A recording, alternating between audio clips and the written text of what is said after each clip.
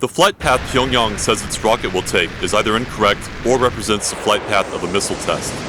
North Korea says its rocket will launch a satellite in a sun-synchronous orbit, and that its flight path will take it due south, with its first stage falling west of South Korea and the second stage landing east of the Philippines.